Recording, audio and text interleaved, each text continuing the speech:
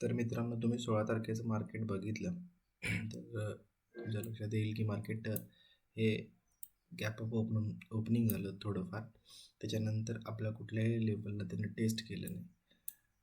10 नंतर आपल्या लेवलला त्यानं टेस्ट केलं. आपण इथं एक सेलिंगची अपॉर्च्युनिटी बघत होतो, पण इथं कुठलाही डाऊन ट्रेंडचा पॅटर्न बनला नाही.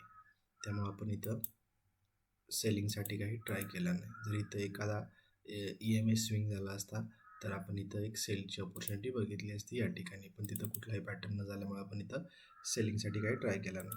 त्याच्यानंतर आपल्या लेवलला ब्रेक करून मार्केट वरती गेलं आणि मी काल सांगितल्याप्रमाणे मार्केट जर इथूनच खाली रिव्हर्स झालं तर इथं एखादी सेलची अपॉर्च्युनिटी आपण बघत असतो कायम. आणि ज्यावेळी मार्केट ह्या लेवलच्या 50% वरती जाऊन खाली परत येईल त्यावेळी तर आपण बाईंगची अपॉर्च्युनिटी शोधत असतो. त्याचप्रमाणे मार्केट आपल्या लेवलला आलं, पण ज्यावेळी मार्केट आपल्या लेवलला येतं, जशी इथं कंडिशन होते, ही सेम कंडिशन जर ही सेम कंडिशन इथं जी कंडिशन आहे, इथे एक स्विंग बनला, परत वरती खाली आलं आणि परत वरती गेलं, त्यानंतर याची लिक्विडिटी ह्यानं ग्रॅब केली असती तर मी ते एक सेलसाठी ट्राय केला असता. पण कुठं या लेवलला ती कंडिशन सॅटिस्फाय झाली असती तर. पण तिथं ही लेवल इथंपर्यंत गेलीच नाही. ही लेवल त्यानं ब्रेक केली, मार्केट वरती गेलं आणि परत या लेवलला आलं. सेम आता ही कंडिशन इथं आपल्याला बघायची आहे की मार्केटने स्विंग चेंज केला पाहिजे आणि जो स्विंग चेंज करतो त्याची लिक्विडिटी परत घेऊन ते मार्केटवरती गेलं पाहिजे किंवा त्याच्या आसपास आलं पाहिजे. लिक्विडिटी म्हणजे काय, 2 वेळा इथं स्विंग झाला पाहिजे तरच आपण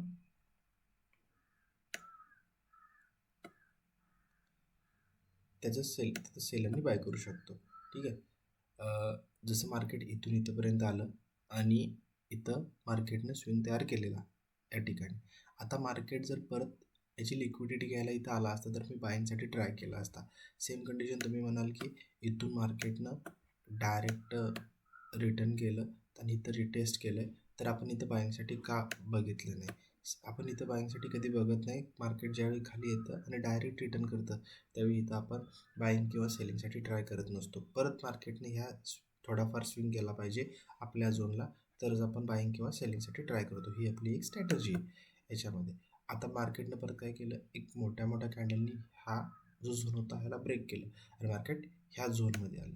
आता मार्केट ह्या झोनमध्ये येऊन परत आपल्या झोनमध्ये गेलं. आता मी इथं कशासाठी ट्राय करणार, इथं बाईंगसाठी ट्राय करणार का नाही, इथं मी सेलिंगसाठी ट्राय करणार. आणि सेलिंगसाठी कधी ट्राय करणार, ज्यावेळी मार्केट एका डाऊन ट्रेंडमधून अप ट्रेंडमध्ये शिफ्ट होऊन परत डाऊन ट्रेंडमध्ये शिफ्ट झाला आणि रिट्रीट झालं त्यावेळी मी सेलिंगसाठी ट्राय करणार. सेम इथं जो पॅटर्न तयार झाला बघा, इथं खाली मार्केट आलं, इथं वरती गेलं, परत या लेवलला मार्केट आलं आणि परत त्यानं अप ट्रेंडमध्ये चालू केलं, पण तो सस्टेन नाही केला, तो डाऊन ट्रेंडमध्ये कन्वर्ट झाला आणि ह्या ठिकाणी एक रिटेस्ट केली ग्रीन कॅन्डलला. म्हणजे मी इथं सेलिंग करून 1:2चं टार्गेट ठेवू शकतो. इथं आपण एखादी सेलिंगची अपॉर्च्युनिटी बघू शकतो.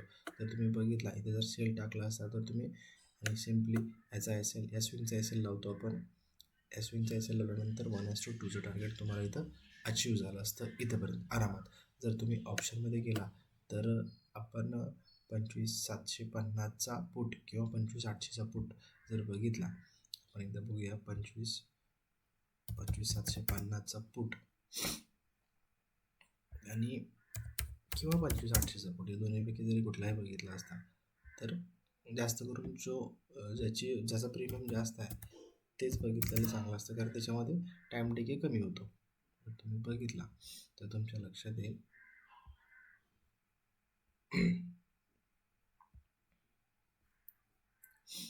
ती कंडिशन किती वाजता सॅटिस्फाय झालेली आहे बघा. कंडिशन 12 वाजून ते 1पर्यंत, 12:30 वाजून 1पर्यंत आपली जी पुटची कंडिशन आहे, 25,800चा पुट आपण इथे ॲड केलेला आहे.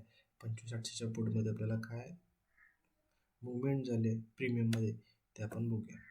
12:30 वाजल्यापासून ते 1 वाजेपर्यंत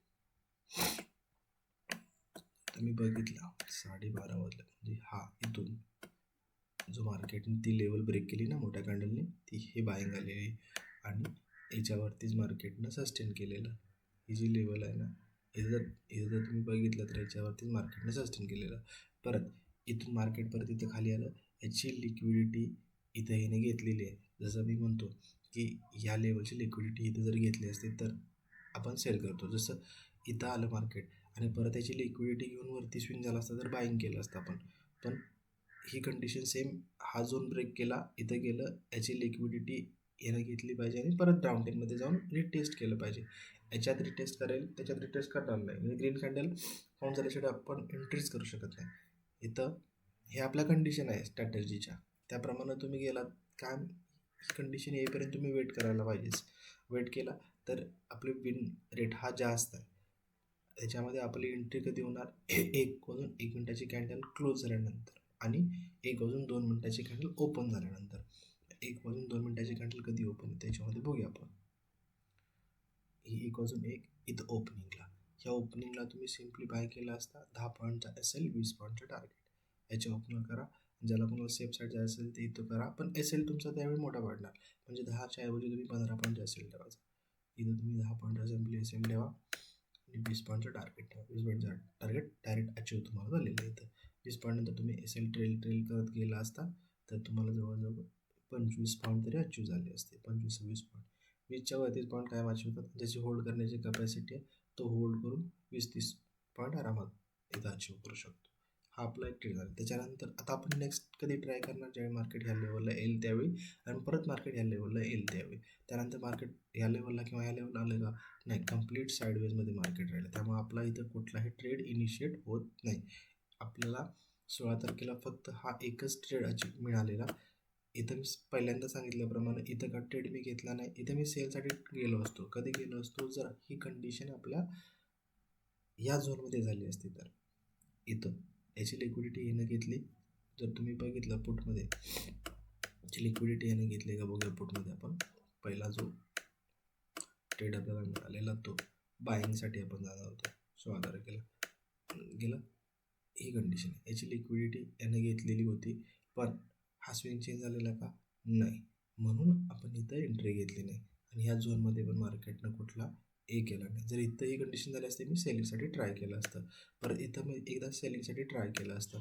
आता मी इथं बाईंगसाठी ट्राय केलं असतं. पण आपली ही ज्या काही कंडिशन आहेत त्या सॅटिस्फाय इथं झालेलं नसल्यामुळं आपण इथं सेल केलं नाही किंवा इथं बाय केलं नाही. आपली एकच कंडिशन सॅटिस्फाय झाली या झोनमध्ये.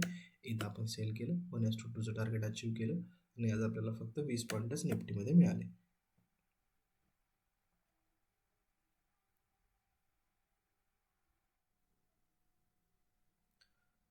तर आता आपण 19 तारखेसाठीचा लेवल बघूया.